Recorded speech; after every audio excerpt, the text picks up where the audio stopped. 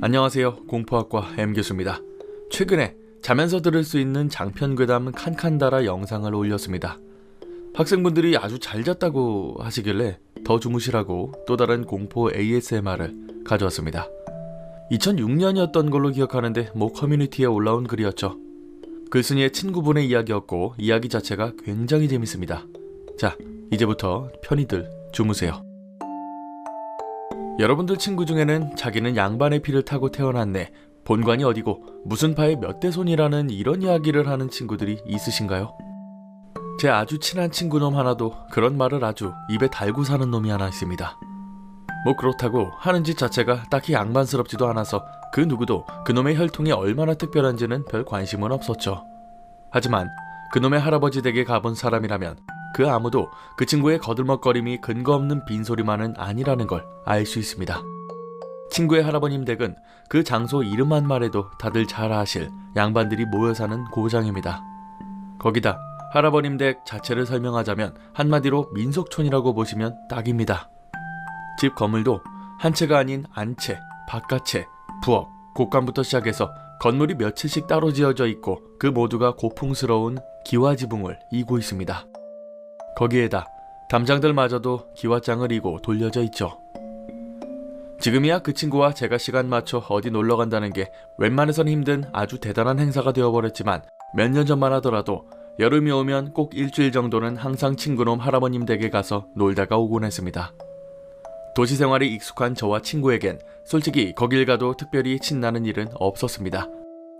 하지만 어쩐지 둘 다 퇴마루에 앉아 소나기 내리는 것을 즐기는지라 1년에 한 번 가게 되는 할아버님 댁 방문은 그 집 자체가 저희의 놀이터였던 것 같습니다. 이번 이야기는 이 친구의 어머니께서 이 집에 시집 오셨을 때의 일입니다.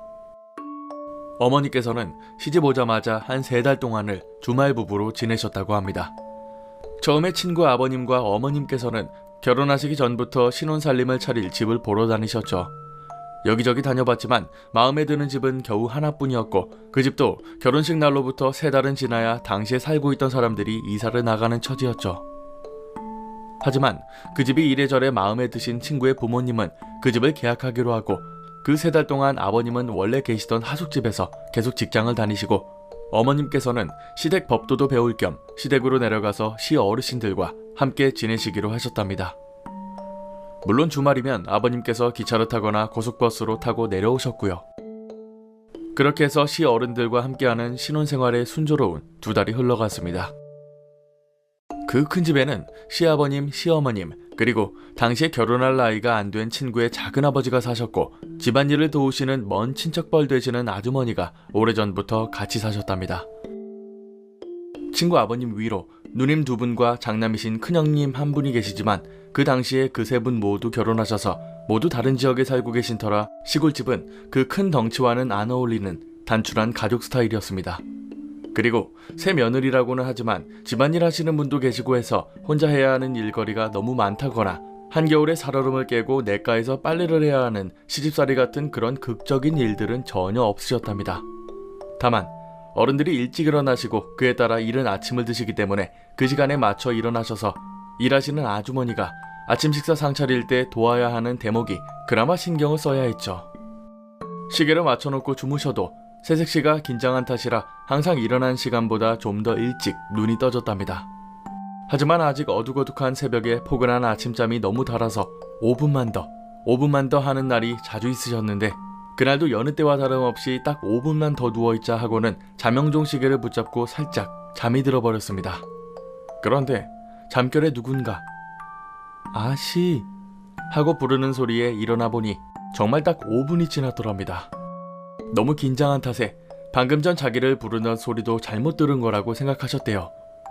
그리고 며칠 뒤 이번에는 그냥 새벽잠에 푹 빠져 있었는데 또다시 누군가 아씨 하고 부르는 소리에 눈이 확 떠졌답니다. 시계를 보니 일어나려고 했던 시간보다 20분 정도 더 흘렀고 시계가 울렸음에도 자신도 모르게 자명종 소리를 꺼버린 듯 소리를 멈추게 하는 버튼이 눌러져 있었죠. 누군가 깨우는 그 소리가 아니었다면 아침부터 새 며느리가 시 어른들께 눈치 아닌 눈치를 보게 될 뻔했습니다. 하지만 이번에는 그 소리가 처음도 아니고 해서 너무나 이상한 마음에 문도 열어 바깥도 살펴보고 했는데 정말 아무도 없더래요. 더군다나 아무리 그때가 지금보다는 몇십 년 전이지만 아씨라는 호칭이 쓰이던 시절도 아니었기 때문에 신기하고 이상해서 그 집안일 하시는 친척 아주머니께 말씀드렸습니다. 하지만 그 아주머니는 새댁이라 너무 긴장을 한 탓에 새벽잠이 얕아져서 그런가 보네 라고만 하셨죠. 하지만 어머니께서는 그 이상한 기분을 도저히 떨칠 수가 없더랍니다. 처음 듣지만 아주 부드러운 목소리로 갓 시집온 자기가 늦잠을 자지 않도록 깨워주는 그 목소리가 신기하고 고마우면서도 한편으로는 오싹하기까지 하셨답니다. 그 덕분에 들어온 지 갓 2달 된 새 며느리는 실수를 모면했지만 도대체 그 소리가 어디서 난 건지, 정말 그 소리 자체가 있긴 했던 건지, 있다면 누가 왜 늦잠을 자지 못하게 구해준 건지 궁금하기도 하고 겁도 나면서 머릿속이 아주 복잡하셨죠. 시집 온 지 얼마 안 된지라 마음속에 있는 도깨비 방망이 같은 이야기를 시어른들께 꺼내놓고 얘기할 수 있는 입장도 아니었고, 집안일 하시는 아주머니 말씀대로 자신이 항상 긴장을 해서 그런 건가 하면서 속으로만 담아두고 며칠을 보내셨답니다. 그러고는 한 일주일 후에 계획대로라면 남편이 주말을 맞아 시골로 내려와야 됐지만 한 달만 지나면 이사 들어갈 집에 도배하는 일이며 지내던 하숙집 이삿짐 정리 등으로 그 주말은 내려오지 않기로 했답니다. 그 대신 어머니께서 오랜만에 서울로 올라가서 주말을 보내시고 가신 김에 벽지도 고르시고 친정어머니도 만나고 오시기로 하셨습니다. 시집 가신 후 처음 하는 나들이가 되는 셈이었죠. 목요일 늦은 밤, 다음 날인 금요일 오전에 서울행 기차를 타려고 결정하신 어머니는 간단하게 짐을 챙기신 후 보통 때보다 조금 늦게 잠자리에 드셨답니다. 단지 2달 정도였지만 떠나온 서울이 너무나도 그립기도 하고 무엇보다도 친정 부모님을 만난다는 생각에 그렇게 설렐 수가 없으셨답니다. 소풍 전날 밤에 아이 같은 설렘으로 잠은 자는 둥 마는 둥 하시다가 새벽녘이 되어서 살짝 잠에 드셨는데 갑자기 누우신 이부자리에 뭔가 느껴지는 듯한 기분에 눈을 뜨셨습니다. 조금씩 밝아오는 새벽, 방 안의 모든 것이 푸른빛으로 어슴푸레 보이기 시작하는 때였고 방 안은 여느 때와 같은 모습이었습니다. 그래서 다시 눈을 감으려고 하는 순간 갑자기 이불 끝쯤에서 사그락거리는 소리가 났습니다. 잠이 다 달아날 정도였죠. 갑자기 들리는 그 소리에 어찌할 바를 몰라 어머니께서는 자는 척 주위를 살피셨습니다. 하지만 잠시난 사그락거림은 잘못 들었던 것처럼 더 이상 들리지 않아 몸을 살짝 돌려 옆으로 누우시려고 했죠. 그런데 그 순간 바로 자신의 어깨 아래 몇 발치 떨어져 있는 이불 귀퉁이로부터 조그마한 미동이 느껴졌습니다. 어머니께서는 눈을 감은 척 실눈을 뜨신 채로 목만 살짝 굽혀 미동이 느껴지는 곳을 내려다보셨죠. 미동이 느껴지는 그곳에는 누군가 지금 손으로 눌렀다 뗐다 하듯 이부자리 끝이 살짝 들어가더랍니다.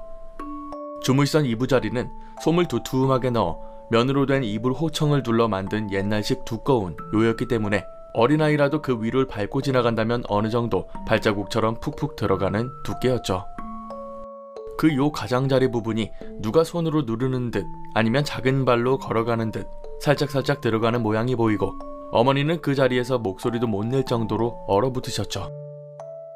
그 작은 움직임은 천천히 위쪽으로 올라오다가 어머님 얼굴과 세네뼘 되는 곳에서 멈추고 더 이상 계속되지가 않았습니다.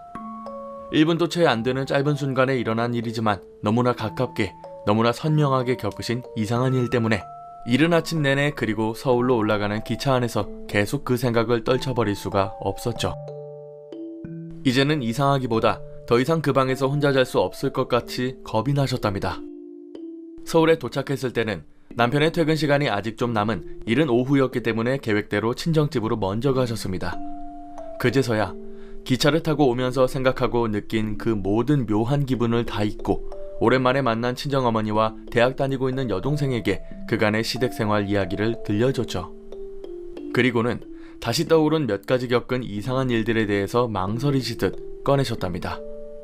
늦잠 잘 뻔할 때마다 깨워주는 그 목소리와 바로 오늘 겪은 누군가 자기의 이부자리를 매만지는 듯한 그 느낌. 그 얘기를 들으며 여동생은 농담처럼 언니 무당이라도 찾아가 봐야 되는 거 아니야? 라고 말했대요. 안 그래도 찝찝하고 답답한 기분에 무당 소리를 들으니 정말 생전 안 가본 무당이라도 찾아가 보고 싶다는 생각이 드시더랍니다. 하지만 무당을 찾는다는 게 왠지 캐캐 묵은 할머니들이나 하는 일 같아 막상 그렇게 하자는 소리도 못하셨다는군요. 그렇게 저녁이 되고 친정집으로 퇴근한 신랑을 만나고 오랜만에 친정 식구들과 가진 재미있는 시간에 밤늦게까지 수다를 떨었고, 그 다음 날인 토요일 아침, 남편이 출근하자마자 어머니는 친정어머니와 나가서 벽지도 고르고 도배날도 정하고 그렇게 신혼살림 준비를 하셨습니다. 그러다 보니 그동안 시댁에서 겪은 모든 일을 까마득히 떠올리지 못했죠. 어느덧 시간이 흘러 월요일 아침이 왔고 아버님은 장인어른 댁에서 곧바로 출근을 하셨습니다. 어머니는 계획대로라면 신랑이 출근하는 길에 같이 나서서 다시 시댁으로 내려오시기로 했는데 어쩐 일인지 친정어머니께서 잠시 더 있다가 가라고 자꾸 잡으시더래요. 그리고는 사위가 출근하자마자 친정어머니가 어머니께 어디 잠시만 들렀다 그 길로 내려가라면서 다른 말씀도 안 하시고 어머니를 데리고 집을 나섰죠. 어머니는 어딜 가시는데 이러시냐며 친정어머님께 물어도 가는 길에 얘기하자면서 그저 손목을 잡아 이끄시는 대로 따라갔답니다. 택시를 타고 어디론가 가시는 길에 그제서야 친정어머님은 오랜만에 집에 오자마자 당신 딸이 한 얘기가 영 마음에 걸리고 걱정이 되셔서 도저히 이대로 보낼 수가 없으셨다고 말씀하셨죠. 어머니는 그런 친정어머니를 안심시켜드리려고 뭐 그런 걸 다 신경 쓰시냐고 난생 처음 시댁이라는 곳에서 남편도 없이 긴장해서 지내다 보니 그런 거라고 말했습니다. 하지만 친정어머니께서는 네가 괜찮다고 해도 내가 걱정이 되어서 이렇게는 못 보낸다고 하시며 결국은 어느 작은 절까지 딸을 데리고 가셨습니다. 어머니는 불교 신자셨는데 특히 친정어머니는 그쪽으로 아주 정성을 쏟아부으셨죠. 하지만 사실 점을 보고 구슬하고 무조건 미신을 따르고 하는 건 불교의 본래 뜻 자체와 그리 맞지는 않다는군요. 그래서인지 무당은 아니고 작은 절에 그런 쪽으로는 아주 예민한 감각이 있으시다는 스님을 찾으신 거였죠.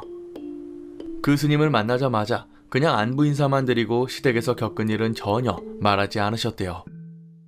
그런데 이 스님이 갑자기 어머니에게 이상한 말을 하시더랍니다. 시집살이가 고달플 일은 없겠구나. 밤낮으로 아씨를 보살피는 덕을 네가 보는구나.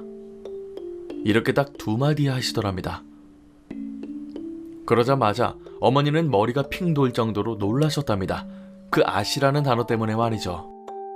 게다가 스님은 이미 그 시댁이 아주 오래된 건물이라는 것도 알고 있었대요. 바로 앞에 앉아 겁을 잔뜩 먹고 계신 어머니를 보시면서 걱정할 것 없다. 널 해코지하려는 게 아니고 널 돕기만 하는 거니 걱정 말라고 하셨죠. 그 귀신 자체가 불쌍하니 내가 하라는 대로 따라해서 구천에서 떠도는 영혼 하나 좋은 곳으로 보내주자고 말하시더래요. 그러고는 스님은 가부좌를 틀고 앉으셔서 눈을 지그시 감고 나직하게 연부를 외우시더랍니다.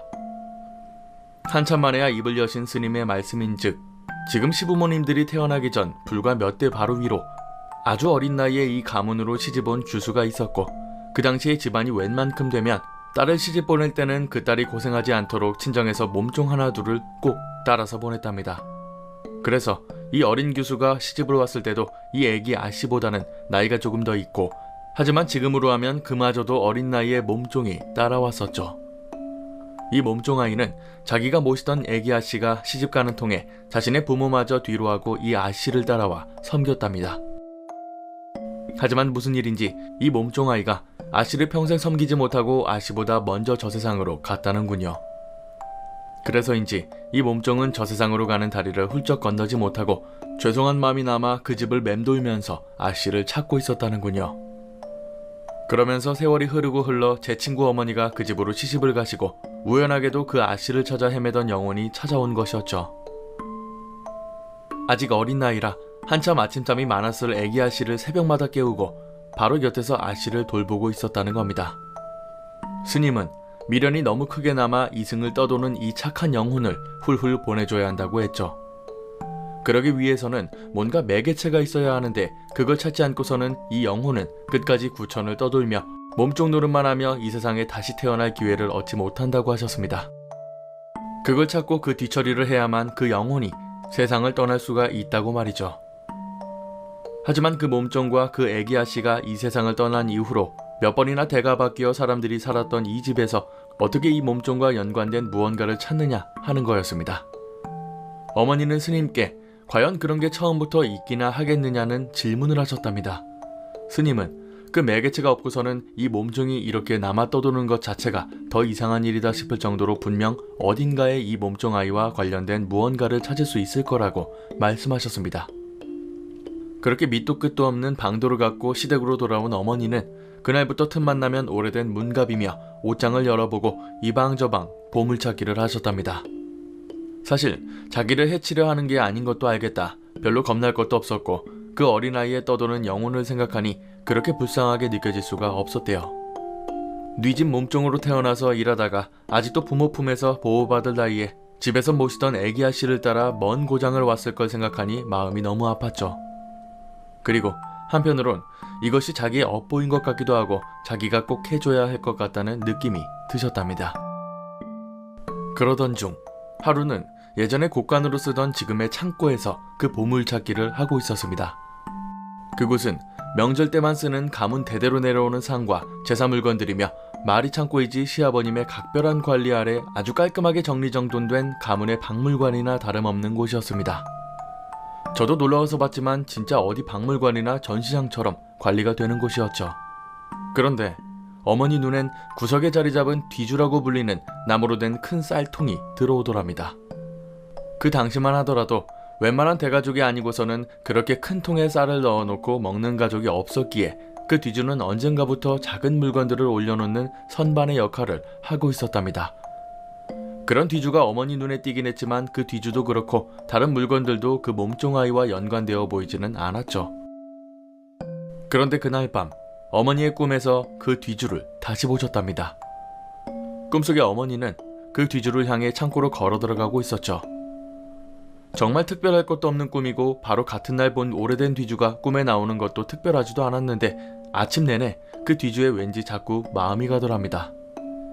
그래서 다음날 다시 그 창고로 들어가신 어머니는 혹시나 하는 생각에 뒤주 위에 얹혀진 이것저것 작은 물건들을 다 내리고 뚜껑 같은 부분을 들어 올리셨습니다. 뚜껑을 열고 깊숙한 뒤주 안을 들여다보는데 그 안에는 신문지에 쌓인 숯뭉치들과 옛날에 술을 넣을 때 썼던 둥그란 수틀이 있었습니다. 그리고 손잡이가 달린 나무 상자 하나가 또 있더랍니다. 뭔가에 끌린 듯이 어머니는 그 상자를 집어 올렸고 그 자리에 주저앉아 그 오래된 상자를 열어보셨죠. 그 상자를 여니 그 안은 한지로 곱게 발라져 있고 이미 색이 바라진 작은 골무, 녹슬었지만 예쁜 모양의 작은 가위, 실을 감아둘 때 쓰는 듯한 나무로 만든 작은 패가 있었습니다. 그리고 아직도 바늘이 꽂혀있는 손바닥만한 바늘꽂이가 있더랍니다. 하지만 그 바느질통이 언제 것인지도 잘 모르고 워낙 옛 물건들을 잘 관리하시는 시아버님 덕분에 사실 이 바느질통이 얼마나 오래된 건지도 알 수가 없었죠. 하는 수 없이 그 바느질통을 그대로 챙겨 들고 나와서 시아버님께 여쭤봤답니다. 속 사정을 모르시는 할아버님께서는 며칠 동안 그렇게 집안을 돌아다니며 뒤지더니 결국은 그거 하나 건졌냐며 새 며느리가 정말 보물찾기라도 한 줄 아셨죠. 어머니는 시아버님께 이것저것 물어 이 바느질통이 시아버님의 할머님이 대물림 받아 쓰시던 술을 놓을 때 쓰던 바느질통이라는 것을 알아냈습니다. 그 이후에는 집안에 수놓기에 솜씨 있는 여자들이 없어서 할머님이 쓰시던 바느질통 자체를 곳간 안에 모셔뒀다고 하셨답니다. 그러다 뒤주 안에까지 들어가게 된 거였죠. 하지만 아무리 생각해도 그 어떤 물건이 몸종아이를 이승에서 떠나보내게 해줄 매개체인지 알 수가 없었다는군요. 이 바느질통은 그저 옷이나 깁는 바느질을 할 때 쓰이는 게 아닌 양반댁 규수들이 점잖게 앉아 비단에 술을 놓을 때나 쓰는 바느질통이기 때문에 주인도 그 몸종아이일 수가 없는 거였죠. 그러다 계속 눈에 들어오고 손이 가는 물건이 있었는데 천으로 만든 바늘꽂이가 신경이 쓰이셨대요. 모에 홀린 듯 그 바늘꽂이를 두 손으로 붙잡고 바느질된 부분을 가운데로 두고 실땀이 조금 뜯기도록 잡아당겼답니다. 실땀이 한두 개 뜯겨지니 손가락에 하나 정도 들어갈 만한 구멍이 생겼죠. 그리고 거기서 빠져나온 건 새카만 머리카락 뭉치였습니다. 나중에서야 안 거지만 요즘 바늘은 스테인리스로 된 게 많아 녹도 잘 안 쓴다고 하더군요. 하지만 옛날 그 시절의 바늘은 콧기름, 머리기름을 발라가며 바느질을 해야 할 만큼 매끈하지 않았고 오래 두면 녹까지 슬기 때문에 사람 머리카락을 모아 만든 바늘꽂이에 바늘을 꽂아두고 썼답니다. 어머니가 홀린 듯 찾아낸 것도 바느질통 자체가 아닌 바늘꽂이 안에 머리카락이었고요. 솔직히 아직까지도 그 머리카락이 누구의 것인지도 아무도 모릅니다. 하지만 어머니는 그날 바로 그 바늘꽂이를 통째로 담벼락 아래서 태우셨답니다. 그리고 마음속으로 잘 가세요. 다음에는 편안한 팔자로 태어나세요. 라고 빌고 또 빌었답니다. 이 이야기는 사실 여기서 끝이 납니다. 친구분의 어머니께서 더 이상 이상한 일을 겪지 않으셨다는 글은 없었지만 정황상 그 머리카락 뭉치를 태우고 더 이상 이상한 일은 발생하지 않았겠죠. 예전에는 몸종들이 아씨 옆에 앉아서 자신의 머리카락을 조금씩 잘라서 바늘꽂이를 만들었을 수도 있겠죠. 혹은 자신보다 먼저 이 세상을 떠난 몸종 아이를 생각하며 머리카락을 잘라 사용했을 수도 있었을 겁니다. 무서운 이야기는 아니지만 확실히 재밌고 신기한 이야기이긴 하네요. 죽어서도 섬겨야 한다는 미련에 떠나지 못하는 귀신의 이야기였습니다. 일본에는 참 신기하면서도 섬뜩한 귀신들이 많죠. 팔적 귀신이나 칸칸다라가 가장 대표적인 귀신들인데요. 오늘은 지금까지도 회자되고 있는 레전드 괴담인 칸칸다라를 소개해드리겠습니다. 가시죠. 본격적인 이야기에 앞서 대충이라도 칸칸다라가 어떤 요괴인지 아시는 게 좋은데요. 칸칸다라는 상반신은 무녀, 하반신은 뱀, 그리고 6개의 팔을 가진 요괴입니다. 산사람이 칸칸다라의 하반신, 즉 뱀의 하반신을 볼 경우에는 오랜 고통을 겪다가 죽게 되고 상반신인 무녀를 보면 그나마 살 수 있다고 합니다. 혹자들은 칸칸다라의 상반신과 하반신이 나뉘어서 따로 행동한다고도 합니다. 이와 관련한 괴담 들어보시죠. 초중학교 시절은 시골에서 철부지에 사고 뭉치로 A, B와 특히 사이가 좋았는데 셋이서 매일같이 사고를 치며 놀았습니다. 저와 A는 가족들마저도 포기한 상태였는데 B는 그래도 항상 엄마가 관심을 가져주셨죠. 겉으로는 매우 엄해 보였는데 누가 뭐라 해도 B를 위해서는 뭐든지 해주셨습니다. 그런 두 사람이 B가 중3이던 어느 날 꽤 크게 싸웠습니다. 내용은 말하지 않았지만 엄마에게 몹시 심하게 대들었고 엄마를 때리는 바람에 상처투성이가 되었죠. 집에 돌아온 아버지가 아무 말도 없이 엄마를 봤는데 죽은 물고기 같은 눈으로 방바닥만 쳐다보고 있는 엄마가 눈에 들어왔죠. 그리고 B에게 말씀하셨습니다. 널 낳아준 엄마를 이 지경으로 만들어 놓는 걸 보니 너는 사람 새끼가 아닌 것 같다. B는 화가 덜 풀렸는지 그런 아버지한테도 시끄럽다고 꼬우면 아버지도 그렇게 만들어주겠다고 폭언을 했죠. 아무 말 없던 아버지는 B에게 너는 세상에 무서운 게 하나도 없냐고 물었고 B는 당연히 무서운 게 없고 만약 그런 게 있다면 보여달라고 으름장을 놨죠. 잠시 침묵하던 아버지는 B에게 말했습니다. 엄마가 너를 얼마나 걱정하고 있는지는 잘 알고 있어. 하지만 네가 엄마한테 이렇게밖에 못하면 나도 생각이 있다. 이건 네 아버지로서 하는 얘기가 아니라 한 사람으로 얘기하는 거고 이 이야기를 꺼내는 건 네가 죽어도 상관없다는 뜻이다. 그 말에 B는 상관없으니 말해보라고 부추겼습니다. 숲속에 출입 금지되어 있는 장소 알고 있지? 거기 가서 안쪽으로 한번 들어가 봐라. 가보면 알 수 있을 거야. 거기서도 지금처럼 한번 날뛰어봐라. 할 수 있다면. 아버지가 말한 숲은 동네 뒤에 있는 작은 산이었는데 산 자체는 아무나 들어갈 수 있었지만 안쪽으로 들어가면 출입 금지 구역이었습니다. 2m 정도 되는 울타리로 둘러싸여 있고 굵은 밧줄과 가시 박힌 철사로 되어 있었는데 줄에는 흰 종이와 수많은 방울들이 달려 있습니다. 워낙 어려서부터 그곳에 들어가지 말라는 이야기를 들었고 여러 소문들이 있었지만 종교 집단이 있다는 게 가장 유명한 소문이었죠. 숲 안쪽까지 갈 이유도 없었고 멀었기 때문에 잘 가지도 않았었죠. B의 아버지는 B의 대답을 듣지도 않고 엄마와 함께 2층으로 올라가 버렸고 B는 그대로 집을 나와 함께 있던 저와 A를 만났습니다. 그때 이 이야기를 들었던 거였죠. 우리가 B에게 진짜 거기에 가볼 생각이냐고 물었더니 B는 그냥 아버지가 겁을 주는 거라면서 당연히 가보겠다고 하더군요. 재미삼아 저와 A도 같이 가자고 말했고 이것저것 도구들을 챙겨서 새벽 1시에 그곳으로 향했습니다. 의기양양하게 숲의 입구까지 왔고 플래시를 비추며 서서히 걸어갔습니다.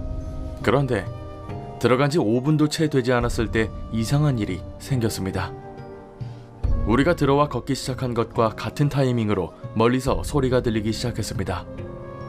이 소리를 처음 눈치챈 게 B였는데 그 말에 귀를 집중했더니 정말 소리가 들리더군요. 그 소리는 낙엽을 질질 끄는 바스락거리는 소리와 가지가 빠직하고 꺾이는 소리였습니다. 굉장히 먼 곳에서 들렸기 때문에 그리 무섭지는 않았지만 저희야 그냥 동물이겠거니 싶어서 별 상관 안 하고 앞으로 나아갔습니다.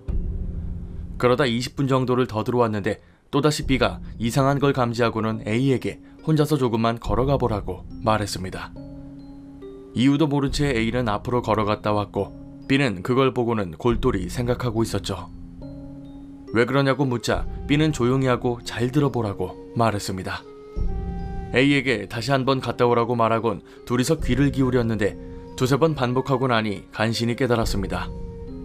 멀리서 들려오던 그 소리는 우리의 움직임에 맞춰 나가고 있었습니다. 우리가 걷기 시작하면 그 소리도 걷기 시작했고 멈추면 소리도 멈췄죠. 마치 어디선가 우리를 보고 있는 것처럼 말입니다. 우리는 누군가 우리를 감시하고 있다고 생각했고 이는 플래시 때문이라고 생각했죠.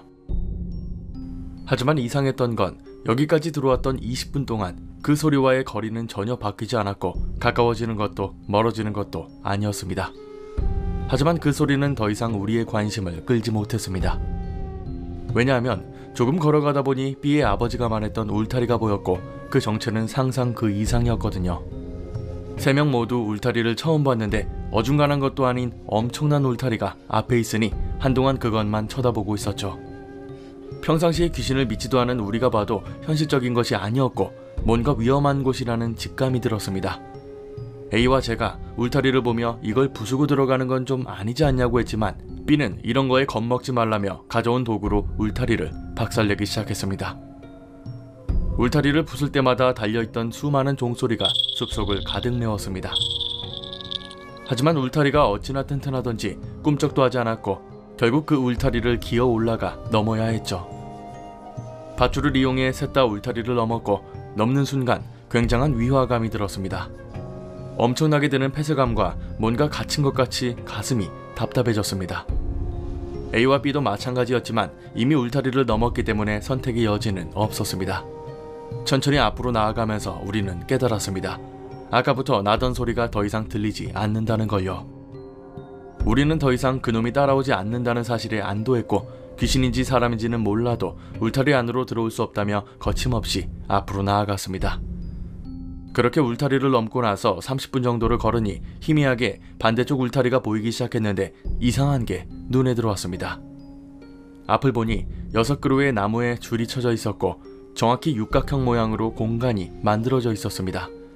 그리고 그 안에는 절에서나 볼 수 있는 세전함이 놓여 있었습니다. 그걸 본 순간 셋 다 말문이 막혔고 저와 A는 겁에 질리기 시작했죠. 절대로 건드리면 안 된다는 제한 표시줄과 함께 그 안에 함이 있으니 정말 잘못 들어온 거라고 생각했습니다. 울타리가 쳐져 있었던 이유는 이 함 때문이라는 걸 모두가 단번에 알 수 있었습니다. B는 아버지가 말한 위험한 게 이거라고 생각했고 겁에 질린 저와 A를 뒤로하고 그 함을 열어보겠다고 말했습니다. B는 분명 그 안에 보물이 있을 것 같다고 하고는 서서히 다가갔습니다. 우리도 겁에 질려 있었지만 워낙 강압적인 B를 따라 걸어갔고 가까이서 보니 상자는 오랫동안 비를 맞았던 건지 온통 녹이 슬어 있었습니다. 게다가 상자에는 분필 같은 걸로 이상한 게 그려져 있었는데 각 면에 그려진 그림들이 서로 달라서 겹치지 않았죠. 도저히 안 되겠다 싶어서 A와 제가 B를 말렸는데 B는 오히려 상자를 들어 올리려고 했습니다. 하지만 상자는 땅에 고정되어 있는지 움직이지 않았고 B는 구석구석을 살피며 상자를 뜯을 방법을 강구했습니다. 그리고 드디어 상자의 한 면을 뜯어낼 수 있었는데 상자를 뜯으니 그 안이 훤히 들여다 보였습니다. 상자 안에는 내 귀퉁이에 페트병 같은 항아리가 놓여 있었고 그 안에는 액체가 들어있었습니다.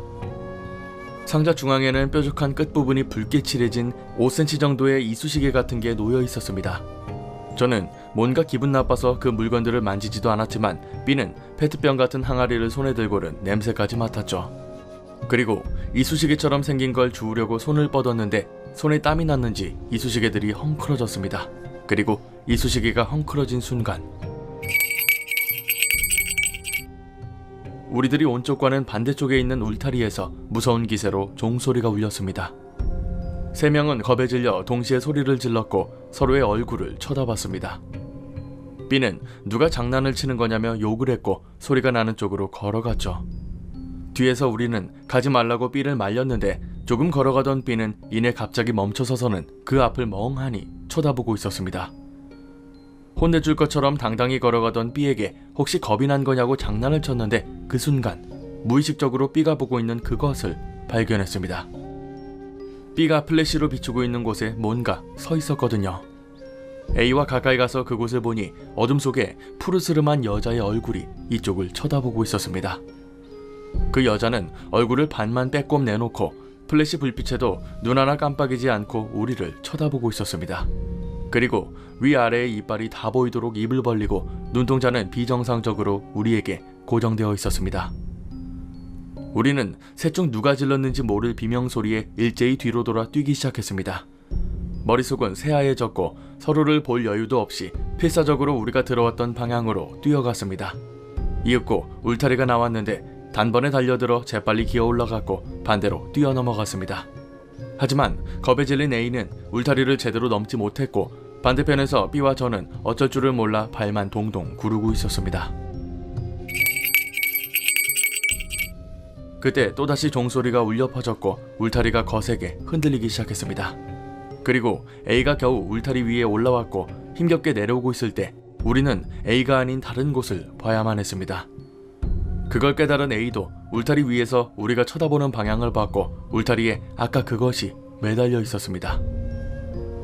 온몸에서 땀이 줄줄 흐르고 소리조차 낼 수 없었죠. 얼굴밖에 없을 거라고 생각했던 그것은 상반신이 알몸이었고 오른팔과 왼팔이 3개씩 달려 있어서 능숙하게 울타리의 철사와 밧줄을 잡고 있었습니다. 그리고 마치 거미가 거미줄을 타듯 이쪽으로 빠르게 오고 있었습니다. 그 모습에 A는 우리 쪽으로 뛰어내렸고 그제서야 정신이 든 우리는 다같이 입구로 뛰어갔습니다.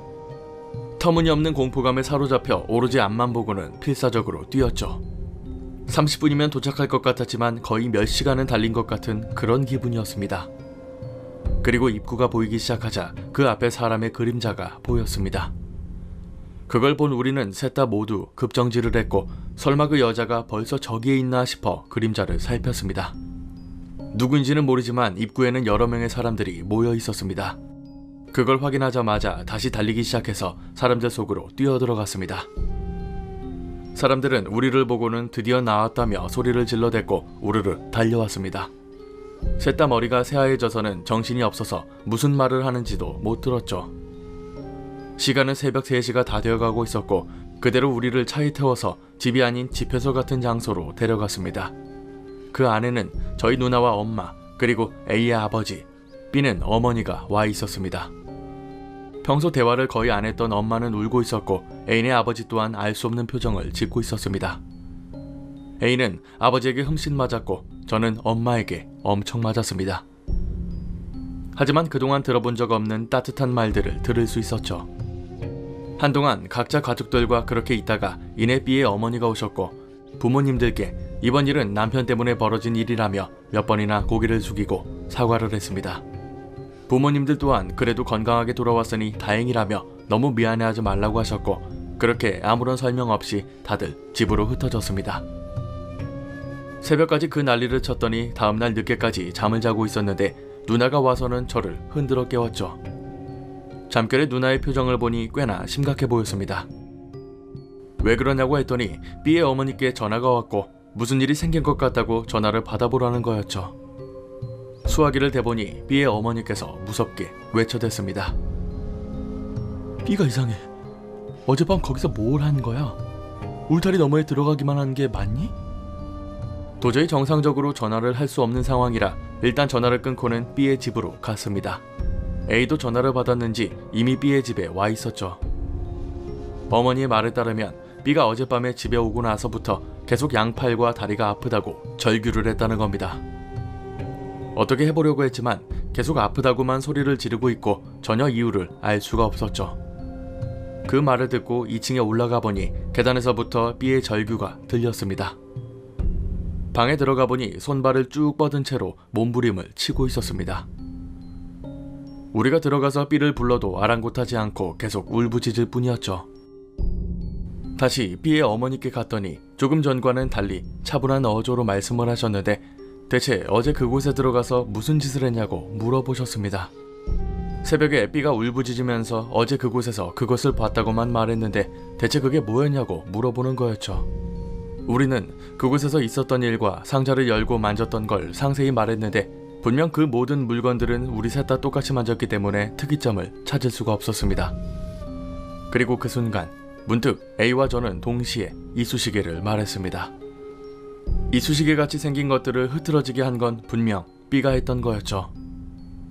그 이야기를 하자 순식간에 B의 어머니의 표정이 바뀌었고 온몸을 떨기 시작했습니다. 곧바로 선반의 서랍에서 웬 종이를 꺼내더니 그걸 보면서 어디론가 전화를 거셨죠. 저와 A는 영문을 몰라 한참을 그 모습을 보고만 있었습니다. 전화를 끊은 어머니는 직접 방문을 하면 만날 수 있다고 말하며 집에 가서 거기로 갈 준비를 하라고 말하셨습니다. 부모님께도 말해놓겠다며 일단 집으로 돌아가라고만 말하셨고 대체 어디로 누구를 만나러 가는지도 모른 채 집으로 돌아왔습니다. 이틀 뒤 A와 저는 B의 어머니와 함께 어느 장소로 향했습니다. 이미 B는 그곳에 데려다 놓은 것 같았죠. 기차를 타고 몇 시간이나 걸려 도착하고도 차로 수시간을 넘게 운전해 도착한 그곳은 마을에서도 한참 떨어진 어느 저택이었습니다. 낡았지만 큰 그 집은 창고도 있는 대저택이었습니다. 초인종을 누르자 아저씨와 여자아이가 우리를 마중 나왔습니다. 아저씨는 정장 차림이었지만 아이는 소복에 붉은 바지를 입고 있었고 소위 무녀였습니다. 정확히 무슨 상황인지는 몰랐지만 그 집안은 대대로 무녀를 해왔고 세상에 잘 알려지지 않은 숨겨진 무녀 집안 같았습니다.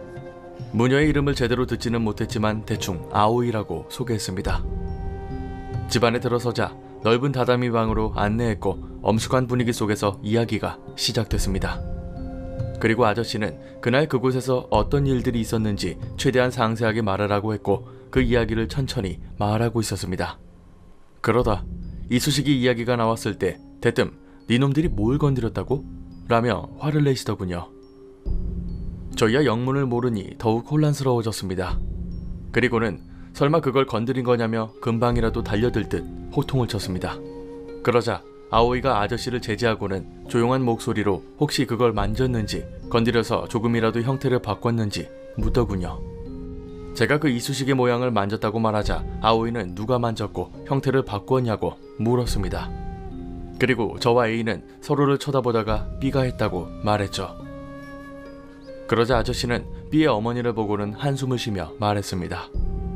어머님, 유감이지만 아드님은 이미 어쩔 도리가 없을 것 같습니다.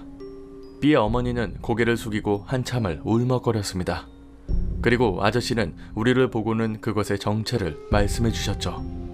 속칭 나리자라, 나리다라, 칸칸자라, 칸칸다라라고도 불렀지만 현재는 제일 많이 부르는 이름은 칸칸다라였습니다. 이미 신화나 전설에 가까운 이야기였는데 아주 먼 옛날에 사람을 잡아먹는 큰 뱀 때문에 마을 사람들이 골치를 썩이고 있을 때였습니다. 결국 대대로 무녀 집안이었던 이곳에 마을 사람들이 도움을 청했고 당시에 무녀가 그 뱀을 퇴치하러 갔죠. 마을 사람들이 숨어서 지켜보는 가운데 무녀는 큰 뱀을 퇴치하기 위해 정면으로 맞섰지만 잠깐 방심한 사이에 그 뱀에게 하반신을 먹히고 말았습니다. 그 와중에도 무녀는 마을 사람들을 지키려고 필사적으로 대항했고 하반신을 잃었기 때문에 마을 사람들은 도저히 승산이 없다고 판단했습니다.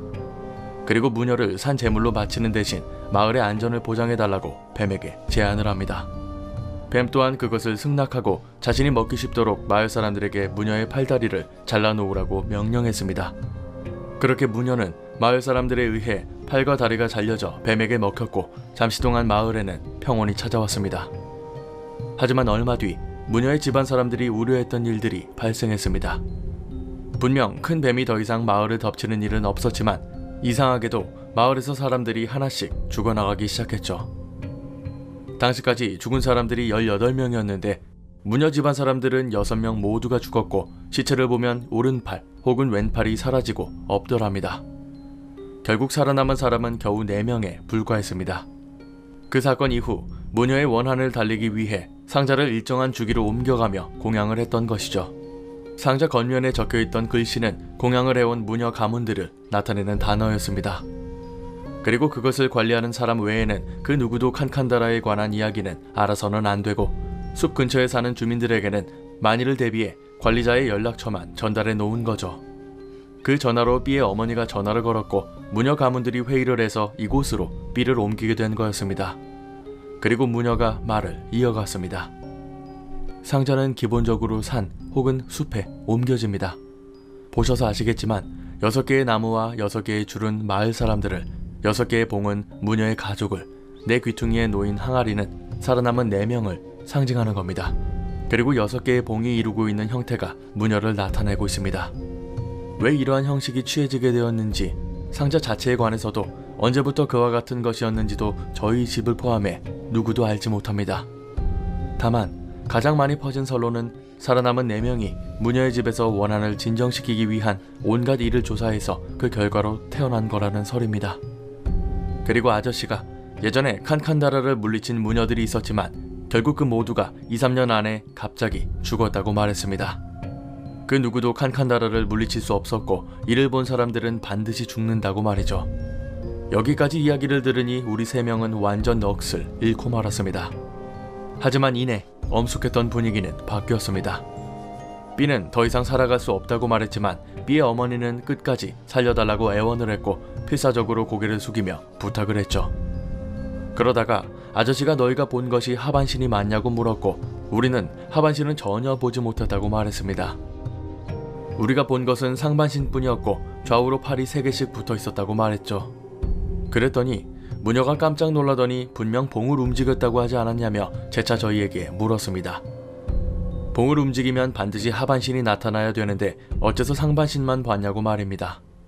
저희는 아무리 기억을 해내려고 해도 분명 상반신밖에 보지 못했다고 말했고 갑자기 기쁜 표정을 지은 아저씨는 B의 어머니에게 희망이 있다고 말했습니다. 그 말에 셋 다 아저씨를 쳐다봤고 두 사람은 그 의미를 설명해줬습니다. 무녀의 원한이 쓰이는 행동이 2가지입니다. 해서는 안 되는 것, 봐서는 안 되는 것이죠. 원래대로라면 이쑤시개로 말한 봉을 움직이면 필연적으로 칸칸다라의 하반신을 봐야 되는데 어찌된 영문인지 그걸 보지 못하셨군요. 그리고 상반신인 무녀를 보았다면 그 무녀는 생명을 빼앗지는 않습니다. 정확한 이유는 모르겠으나 그녀에게 있어서 여러분은 그저 장난에 불과했을 수도 있겠습니다. 이 말을 듣고 나서 다들 안도의 한숨을 쉬었고 B의 어머니의 표정은 기쁜 마음에 상기되어 있었습니다. 그리고 이 집안에서 정식으로 B를 돌보기로 했고 저와 A는 근처 사당에서 불제를 받고 집으로 돌아왔습니다. 하지만 그날 이후 우리는 더 이상 B를 만나지 못했고 어떻게 되었는지는 전혀 모릅니다. 조금 이상했던 건 1년의 사건들을 겪으면서 B의 아버지는 단 한 번도 본 적이 없었습니다. 그 이유는 전혀 모르고요. 다행히도 부모님께 전해들은 바로는 지금은 완전히 나아서 어디선가 잘 살고 있다고 하더군요. 저와 A 또한 빠르게 안정되었고 더 이상 그런 바보 같은 짓은 하지 않았습니다. 이렇게 칸칸다라의 이야기는 끝이 났습니다. 상반신은 무녀이고 하반신은 뱀인 칸칸다라는 오래전부터 무녀 집안들이 힘을 합쳐서 관리하고 있었고 주인공들이 그 상자를 건드리는 바람에 다시 나타나게 된 겁니다. 특히 이쑤시개처럼 놓여있던 봉을 건드리는 바람에 무녀가 나타나게 된 것인데 어째서인지 하반신이 아닌 상반신이 나타나 겨우 목숨을 구할 수 있었죠. 사실 이 이야기를 보면 또 다른 진실이 숨겨있다고 하는데요. 마지막에 이 모든 과정에서 사건의 빌미였던 B의 아버지는 단 한 번도 못 봤다고 말했는데 이를 두고 B가 살아날 수 있었던 이유를 추측해 볼 수 있습니다. 셋이서 숲속으로 들어가기 시작할 때부터 발자국 소리가 들렸고 이는 B의 아버지였다는 거죠. 걱정이 되었던 B의 아버지가 따라왔던 것이고 아이들이 울타리를 넘자 마을로 돌아가 사람들을 불러 모았던 겁니다. 그리고 다시 돌아와 B가 망가뜨린 봉을 제자리로 돌려놓고 그 과정에서 칸칸다라를 만나 B 대신 죽음을 맞이했다는 겁니다. 사실 이거는 추측보다는 사실에 가깝지 않을까 싶습니다. 애써 믿어달라고 말하진 않지만 저는 지금껏 살면서 이상하게도 주변에 귀신이 많이 꼬였습니다. 이 때문에 제 방에는 온통 테마부적부터 시작해서 염주, 십자가, 천수경, 성수 등 귀신을 쫓는 물건들은 대부분 가지고 있습니다. 그만큼 귀신이 싫지만 몇몇 경험이 있기 때문이죠. 그중 지금도 잊지 못할 끔찍한 일을 겪은 적이 있었습니다. 제가 다니는 회사가 무역을 하기 때문에 종종 제품을 몇 달 동안 보관해야 할 일이 있죠. 그렇기 때문에 물품들을 보관해야 할 창고가 필요하게 되었습니다. 회사에서도 가깝고 물건을 잘 보관할 수 있는 그런 창고를 찾아야 했죠. 저와 부장님에게 창고를 찾으라는 지시가 내려왔고 다른 일은 안 해도 되니 당장 물류 창고를 찾으라는 필명을 받들고 창고 찾기를 시작했습니다. 인터넷 검색, 부동산 전화, 벼룩시장 등을 열심히 뒤졌지만 마땅한 장소가 나오지 않아서 애를 먹고 있었죠. 한참을 돌아다니다 장소를 찾지 못하고 부장님과 동네 슈퍼에서 아이스크림을 베어 물고 있다가 믿져야 본전이라는 마인드로 슈퍼 아주머니께 근처에 창고 건물이 없냐고 물었습니다.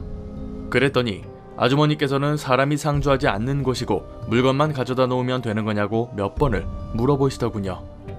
저희야 당연히 그렇다고 말했습니다.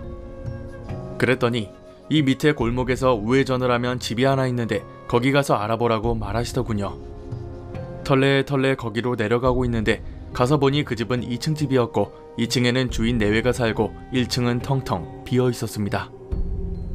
초인종을 누르고 주인 아주머니에게 창고로 쓸만한 곳 소개받아 왔다고 말하고는 1층에 들어갔습니다. 이미 오래전부터 사람이 살지 않았는지 군데군데 곰팡이가 피어 있었고 꽤나 어두침침했습니다. 하지만 회사에서의 거리가 가깝고 차량 접근성이 좋아 승하차 하기에는 너무나도 좋은 조건이었죠. 그래서 주인 집과 내고를 시작했는데 웬걸 확실히 들어온다고만 말하면 엄청 싸게 주겠다고 하는 겁니다.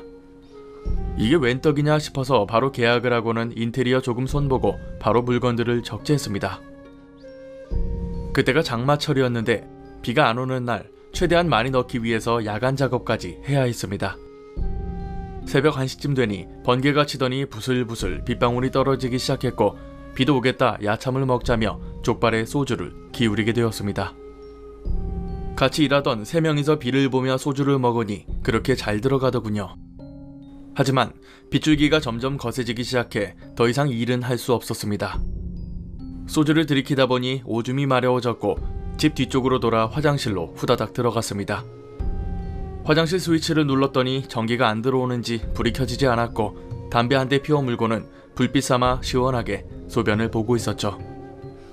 그러더니 갑자기 천둥이 쳤고 순간 0.1초 정도 환하게 밝아졌는데 그 사이 화장실 천정에 웬 여자가 매달려 있는 걸 봤습니다. 그 짧은 순간에 매달려 있는 여자를 봤는데 저를 째려보면서 허공에 떠 있는 걸 보고는 귀 뒤까지 머리카락이 곤두서고 소름이 올라왔습니다. 허벅지 근육이 단단하게 굳어지면서 오줌을 싸는 건지 오줌이 흐르는 건지 모를 정도로 공포감에 휩싸였습니다. 머릿속이 새하얗게 변하면서 입에 문 담배가 침으로 다 젖기 시작했는데 자크는 올리지도 못하고 잽싸게 뛰어서는 창고 안으로 들어갔습니다. 얼마나 무섭던지 그 와중에 자크 밖으로 그것이 나와 있는지도 모르고 당장 짐 싸서는 바로 집으로 도망쳤습니다. 그 일이 있고 나서 회사에서 창고 근처도 안 갔습니다. 하지만 역시나 이런 일이 있으면 안 좋은 일이 있기 마련이고 제가 그 창고의 책임자로 지명이 되어버렸습니다. 창고에서 제품 출하할 때마다 확인 도장을 받고 재고 물량 점검하는 일을 제가 했는데 다른 동료들은 꿀보직이라면서 저를 부러워했지만 저는 그 일이 죽는 것보다 싫었죠. 한숨을 푹푹 쉬고는 창고 입구에 십자가 목걸이를 걸어두고 방구석마다 팥도 뿌리고 책상에 불교 서적을 놓는 등 만반의 준비를 했습니다. 그리고 일주일 정도를 그곳에서 생활했는데 다행히도 아무런 일도 발생하지 않았죠. 그리고 토요일 저녁에 회사 회식이 있었는데 마침 출고차 하나가 저녁 늦게 오는 바람에 회식에는 참여할 수가 없었습니다. 제품 출고를 하니 밤 10시가 훌쩍 넘었고 그냥 집으로 가려고 했습니다. 이때 갑자기 창고 전화에 전화벨이 울렸고 깜짝 놀라서 받아보니 신호음만 뚜뚜거리더군요. 누가 장난 전화를 했나 싶어 확 끊었는데 이내 다시 전화벨이 울렸고 다시 수화기를 드니 역시나 뚜뚜거리는 신호음만 들렸습니다. 순간 짜증이 나서 빨리 집에 가려고 했는데 또다시 전화가 왔고 이번에는 받아보니 사람 목소리가 들리더군요. 8시에 출고한 차량인데 창고에 손지갑을 두고 나왔다고 11시 30분 정도에 도착할 것 같으니 조금 기다려달라는 말이었습니다. 혹시 몰라서 그 전에 제가 들어가서 찾아보니 손지갑은 찾을 수 없었는데 별 수 없어서 의자에 앉아 PDA로 게임을 하며 하염없이 기다리기 시작했습니다. PDA 게임은 지금의 갤럭시 노트처럼 펜이 있어야 했는데 그걸 하다가 펜을 떨어뜨렸고 의자 밑으로 들어가길래 주우려고 고개를 숙였죠. 그런데 숙이는 순간 전화선이 보이는 겁니다. 책상 다리에 전화선이 걸려서 빠져 있었는데 수화기를 들어보니 전화는 당연히 되지 않았고 그 순간 방금 전에 제가 받았던 전화가 생각났고 소름이 쫙 돋더군요. 전화선이 빠졌는데 어떻게 통화가 될 수 있었나 싶었고 혹시나 모른다며 8시에 출고한 운전사에게 전화를 걸었습니다. 운전사가 전화를 받자마자 방금 전에 손지갑 찾으러 온다고 하지 않았냐고 물었지만 오밤중에 무슨 말하는 거냐며 자기는 그런 적 없다고 딱 잘라 말하더군요. 제가 혹시나 잘못 들었나 싶어서 나머지 운전사들에게도 전화를 했지만 모두 그런 적이 없다고 말하는 겁니다. 당시 창고 전화번호가 임시로 개통된 번호였기 때문에 이를 알고 있는 사람은 극소수였고 머릿속이 엄청 복잡해져서는 허겁지겁 셔터를 내리고 도망갈 준비를 했습니다. 그런데 뒤에서 누군가 저를 부르더군요. 돌아보니 회사 동료 2명이 있었고 1명은 술이 떡이 되어 있었습니다. 이놈 집이 워낙 멀고 인사불성이라 일단 급한 대로 창고로 데려왔다는 거였습니다. 일단 이놈 둘 다 창고 뒤에 있는 쪽방에 뉘었고 이 방이 창문 하나만 넘으면 제가 예전에 귀신을 봤던 화장실이 있던 곳이었죠. 혹시 몰라서 창문을 닫아놨더니 이놈들이 더워 죽겠는데 왜 창문을 닫냐며 그 정신에 일어나서는 창문을 열고 다시 잠을 자는 겁니다. 뭐 별일 있겠냐 싶어서 창문 위에 열쇠를 놓고 창고 밖을 나섰습니다. 토요일 주말을 개떡같이 보내고 다음날이 되자 집에서 뒹굴거리고 있었는데 저녁 7시가 되자 그놈에게 전화가 오더군요. 뭔 일인가 싶어서 전화를 받으니 대뜸 어제 그 미친년 때문에 죽는 줄 알았다고 하소연을 하는 겁니다. 방에서 자고 있는데 누가 자기 머리카락을 자꾸 잡아당기더래요. 술김에 누가 장난치는 줄 알고 욕을 했는데 그런데도 계속 잡아당겼고 나중 되니까 점점 아프더랍니다. 이 방이 쪽방이다 보니 창문이 굉장히 낮았는데 아파서 눈을 떠보니 웬 산발을 한 여자가 창문에서 자기 머리를 잡아당기고 있더랍니다. 마구 주먹을 휘둘렀는데도 머리를 잡고 놓지를 않아서 인연 죽인다고 그대로 창문을 뛰어넘었는데 그 순간 속이 울렁거려서 그대로 토를 했답니다. 시원하게 토를 하고는 주변을 둘러보니 이미 여자는 온데간데 없고 사라졌죠. 다시 방으로 돌아와 술도 좀 깨다가 집으로 돌아왔다는 거였습니다. 대체 위층 사는 새끼들이 누군데 사람 머리 가지고 이딴 짓을 하는 거냐며 소리소리를 질러대는데 저는 아무 말도 못했습니다. 위층에는 외아들 하나 살고 있어서 여자는 없었을 뿐더러 그 여자가 대충 누구인지 알고 있었기 때문이죠. 어제 그런 일이 있었고 11시 30분에 지갑을 찾으러 오겠다는 사람이 있질 않나 생각할수록 소름 끼치는 일들의 연속이었습니다. 다음날 출근해서 열쇠를 받았는데 아직도 분이 안 가셨는지 그놈이 계속 씩씩대고 있더군요. 아직도 어제 자기 머리를 잡은 게 사람이라고 생각한 모양이었죠. 하지만 저는 당장 또다시 그 창고로 가야 해서 급한 대로 프린터로 관세음보살 전신상을 출력해서는 창문 위에 붙여놓았습니다. 그러고 나니 한동안 화장실에 가도 이상한 일이 없었고 그 여자는 나타나지 않았습니다. 이제는 창고 일도 익숙해져서 칼퇴근이 기본이었는데 제가 꿀보직을 얻었다는 소문이 나면서 회사 직원들이 놀러오는 일도 많아졌습니다. 영업 나와서는 일 안하고 버너 피워서 라면도 끓여 먹었고 다같이 모여서 술 마시고 노가리도 갔죠. 그러다 문득 창문 위에 제가 붙여놓은 관세음보살 그림을 보면서 저게 뭐냐고 물어보더군요. 저도 술에 취해 있던지라 여기서 나오는 그 여자 귀신 이야기를 저도 모르게 꺼냈습니다. 다행히 다들 그냥 웃어넘겼지만 저녁 늦게까지 술을 먹다 보니 다들 화장실에 간다고 하더군요. 그러다 갑자기 으악하는 비명소리가 화장실에서 들렸습니다. 그때 술을 먹은 사람이 저까지 4명이었는데 화장실에 가보니 가장 막내인 직원이 뒤로 나자빠져 있더군요. 그때 처음으로 기절한 사람을 봤는데 창고로 데려와서 뺨 때리고 난리 부르스를 치니 그제서야 눈을 떴고 황소만한 덩치인 놈이 일어나자마자 펑펑 우는 겁니다. 그리고 하는 말이 시원하게 오줌을 싸고서 나오려고 하는데 화장실 변기 안쪽에 웬 여자가 자기를 째려보고 있더랍니다. 그걸 보고는 그대로 자빠져 기절을 했던 거였죠. 워낙 말이 많은 친구여서 금세 회사 직원들 사이에서 창고 여자 귀신 이야기가 돌았습니다. 심지어 호기심 때문에 아무 상관이 없는 직원이 창고를 들르는 일도 있었습니다. 상황이 이렇게 되자 도저히 안 되겠다고 생각한 고참 하나가 술을 마시고는 2층에 살고 있던 집주인을 찾아가 따졌습니다. 귀신 나오는 거 왜 얘기 안 했냐고 엄청 닥달을 했는데 정상적이라면 요즘 세상에 무슨 귀신이 있냐고 해야 하는데 아무 말도 못하더군요. 정말 말 그대로 서서는 아무 말도 못하고 한참을 있다가 사람들이 말려서 그냥 그렇게 끝나버렸습니다. 하지만 여전히 소문이 돌고 있어서 저녁만 되면 직원들에게 전화가 와서는 너 혼자 거기 있어서 괜찮겠냐는 장난 전화가 오기도 했죠. 그러다 회사 상사 하나가 이제 한 번만 더 귀신 이야기 나오면 창고 옮길 거니까 알아서 하라고 하더군요. 에라 모르겠다 싶었는데 하루는 동네 슈퍼에서 쭈쭈바 하나를 사서 내려오고 있었는데 맞은편 집의 2층에 누가 이사를 오는지 이삿짐 차량이 서 있더군요. 신경 쓰지 않고 창고에 들어가 노트북으로 게임을 하고 있는데 바람도 쐴 겸 다시 창고 밖으로 나오니 이사하는 곳 앞에 아주머니 두 분이 서 있더군요. 맞은편 건물 1층이 가방 공장이었는데 뭔가 심각한 이야기를 하는 것 같아서 괜히 가서는 무슨 이야기 하시냐고 넌지시 찔러봤습니다. 그랬더니 이 건물 2층에 이사 오는 사람이 아주 용한 무당이고 신들린 무당이라고 말하더군요. 오, 이게 웬 떡인가.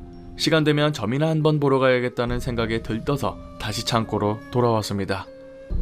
그렇게 무당이 이사 온 지 이틀째 되던 날 아침에 창고로 출근해 창고 문을 열려고 셔터를 만지고 있는데 발 밑에서 뿌직하는 소리가 들리더군요. 이게 뭐야 하고 봤더니 누가 왕소금을 허옇게 쏟아놓은 겁니다.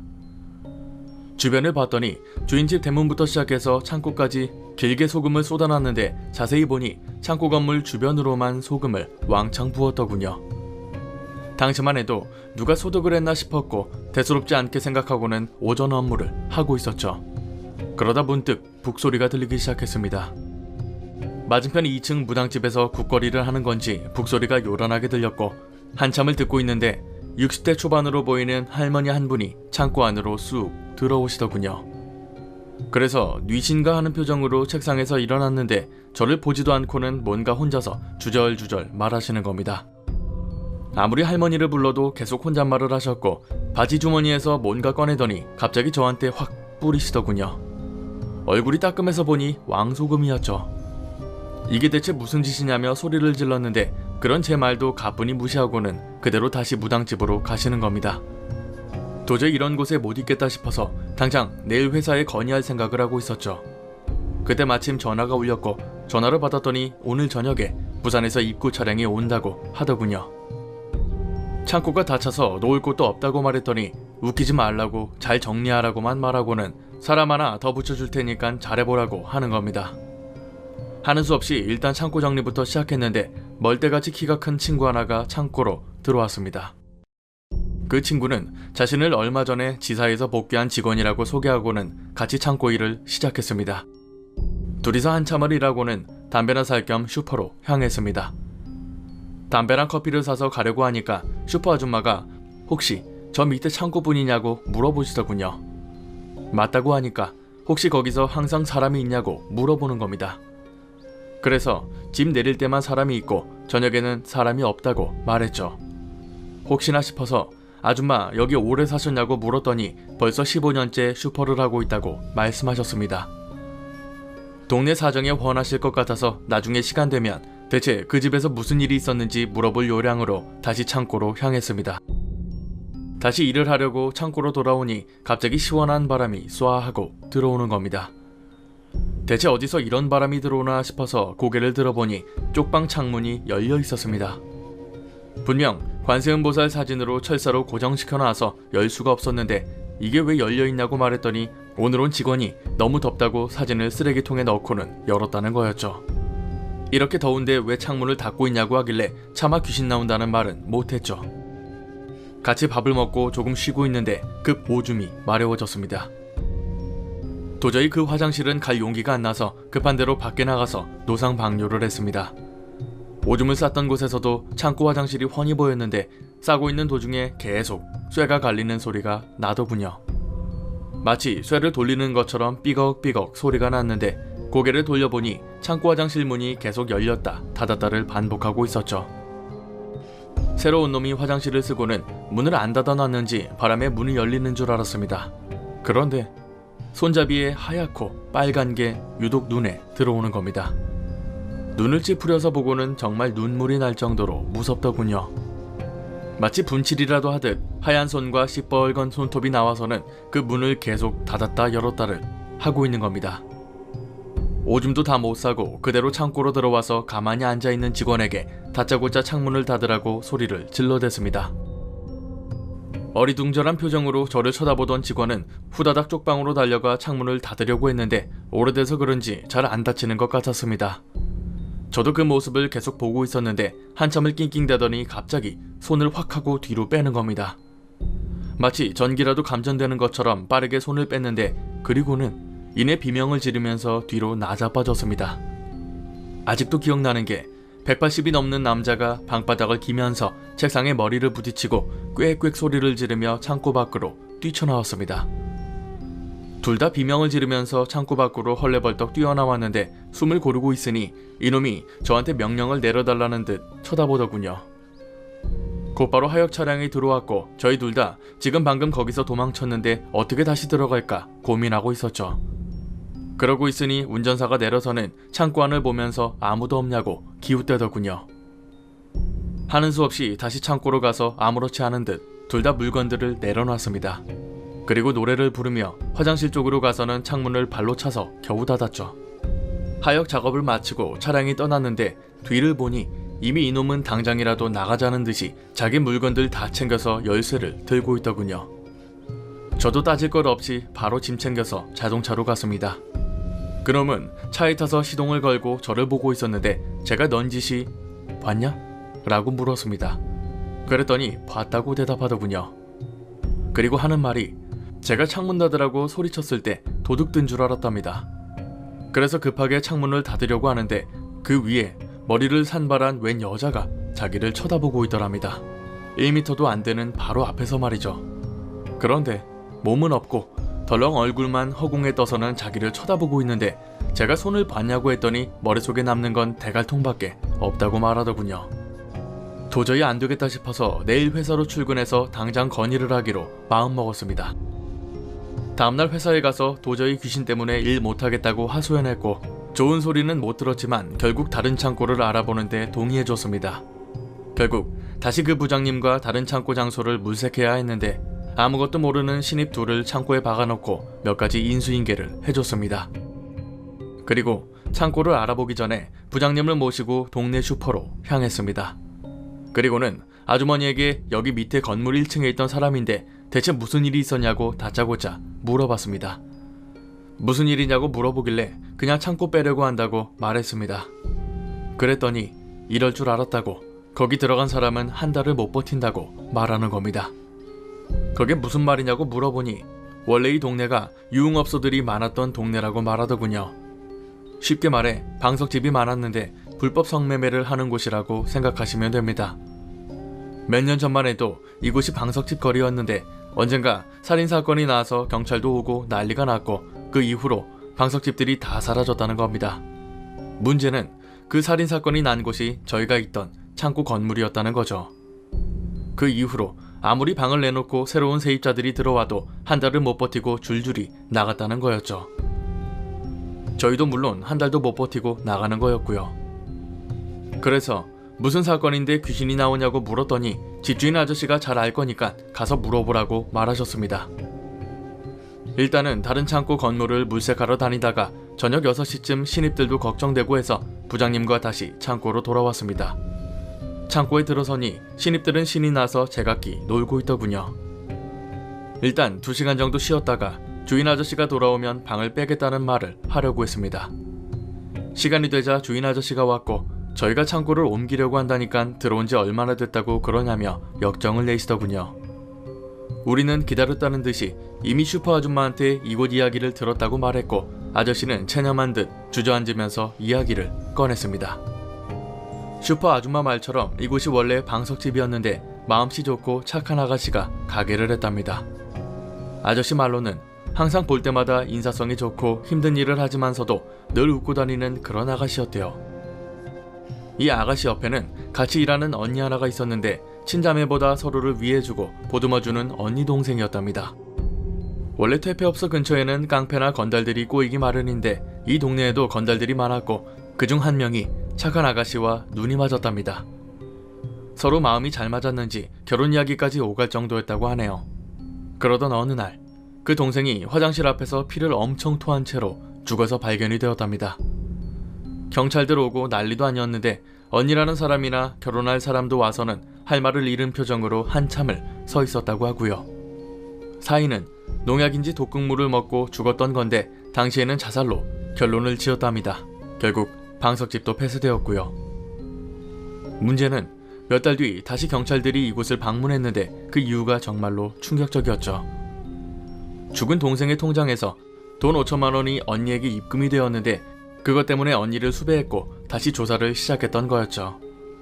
그리고 며칠 뒤 범인을 잡았는데 결혼한다는 남자놈을 조사해보니 원래는 진짜로 동생과 건달이 사이가 좋았다고 합니다. 하지만 언니라는 사람이 동생이 모아놓은 돈이 있다며 같이 살인을 계획했던 거였죠. 5천만 원이 당시만 해도 엄청 큰 돈이었고 둘 다 그 돈을 노리고는 남자놈이 결혼하겠다고 거짓말을 쳤고 아침에 주스에다가 농약을 넣었던 겁니다. 얼마나 피를 많이 토했는지 쪽방에서 쪽방 창문 너머까지 피범벅이 되어 있었다고 하네요. 범인들의 말로 또한 처참했습니다.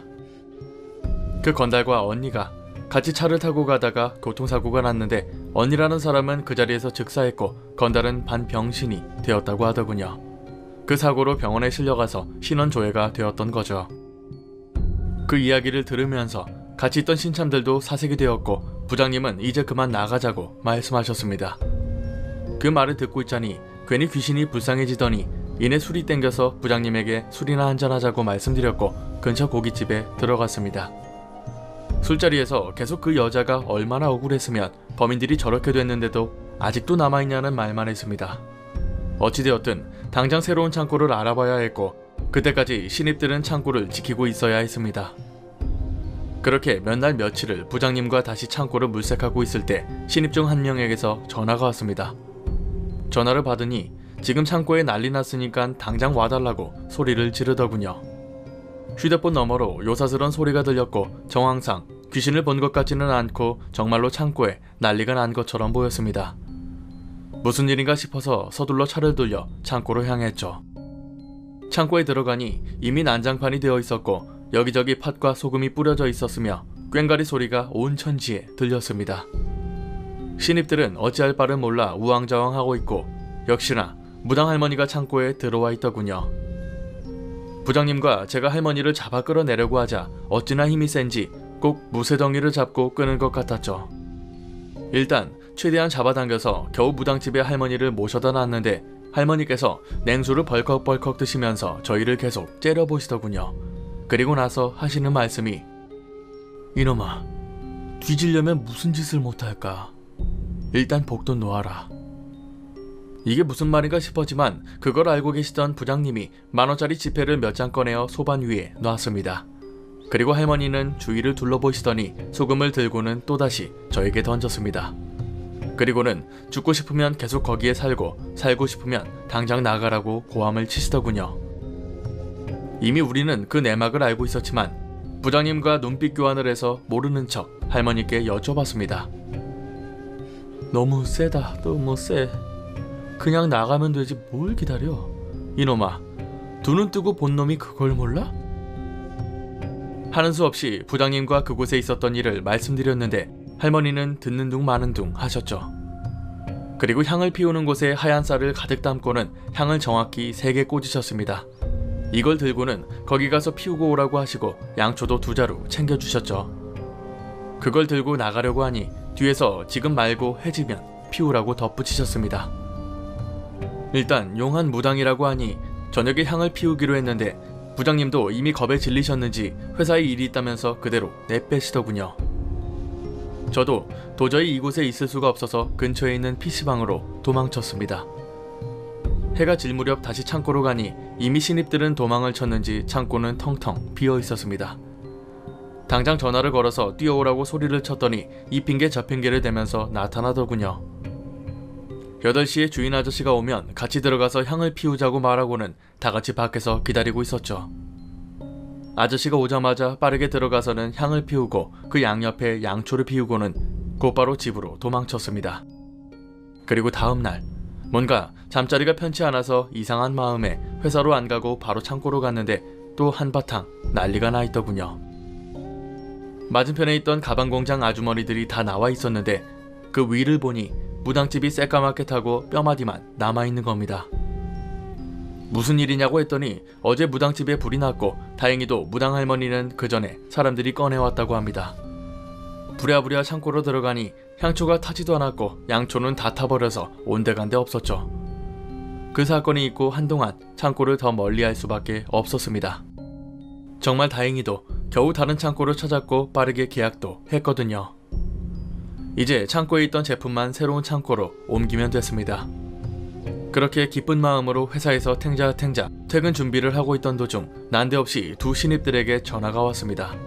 전화통화 끝나고 부장님과 창고로 달려갔죠. 도착해보니 주인집에 등이 걸려 있었고 그 집 아들이 상복을 입고 있더군요. 엊그제 주인집 아저씨가 술을 드시고 오토바이를 타고 가다가 택시와 정면 충돌을 했고 그대로 사망하셨답니다. 한 달도 안 되는 이 짧은 사이에 이런 말도 안 되는 일들이 벌어지니 이제는 뭐가 맞고 틀린지도 모르겠더군요. 어찌되었든 회사는 굴러가야 했고 이 때문에 부장님은 그 집에 가서 보증금을 받아오라고 말씀하셨습니다. 결국 그 보증금을 마지막으로 그곳에서의 지옥같은 일들은 끝이 났습니다.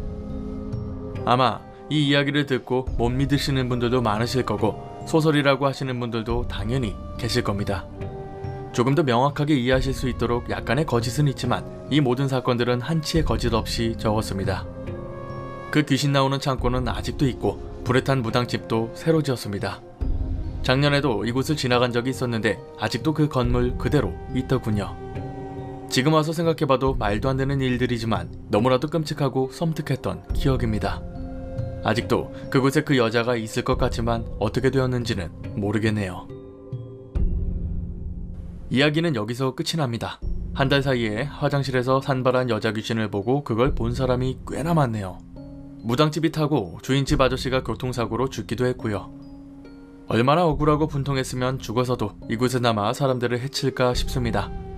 보통 자신의 원한을 풀면 떠나는 게 맞는데 자신을 배신한 언니와 건달이 저 모양이 되었는데도 끊임없이 나타나네요. 어딘지가 가장 궁금하지만 정확한 위치는 알 길이 묘연합니다. 저도 오랜만에 재밌게 보고 녹음하는 거라 여러분도 재밌게 보셨으면 좋겠네요. 오늘 강의는 여기까지입니다. 재밌게 봐주셨다면 공포학과에 입학 부탁드립니다. 공포학과 M교수였습니다.